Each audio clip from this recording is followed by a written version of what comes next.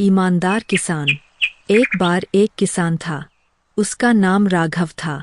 एक दिन वह लकड़ी काटने के लिए जंगल में गया। उसने लकड़ी को काटना शुरू किया। काटते काटते उसको प्यास लगने लगी।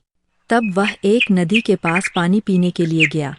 लेकिन पानी पीते उसके हाथ से उसकी कुल्हाड़ी नदी में गिर जाती है।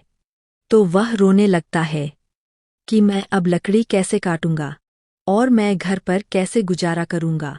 मेरी कुल्हाड़ी अब नदी में गिर गई है। और वह जोर जोर से रोने लगता। तब नदी की देवी आवाज सुनकर जल से बाहर आती है और पूछने लगती है, हे पुत्र, तुम क्यों रो रहे हो?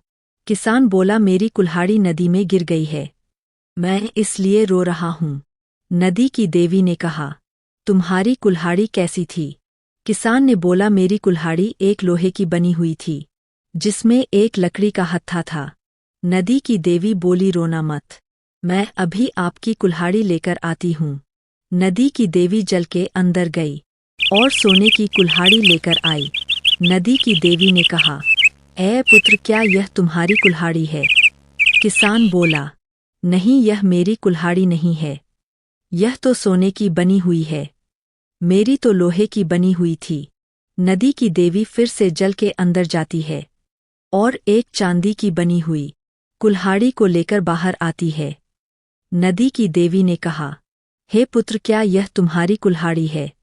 किसान ने कहा, नहीं, यह हमारी कुल्हाड़ी नहीं है, हमारी कुल्हाड़ी तो लोहे की बनी हुई थी, यह तो चांदी की बनी हुई है। नदी की देवी फिर से जल के अंदर जाती है और लोहे की बनी कुल्हाड़ी को लेकर आती है। नदी की देवी ने कहा, हे पुत्र, क्या यह तुम्हारी कुल्हाड़ी है? किसान ने कहा, जी हाँ, यह हमारी कुल्हाड़ी है।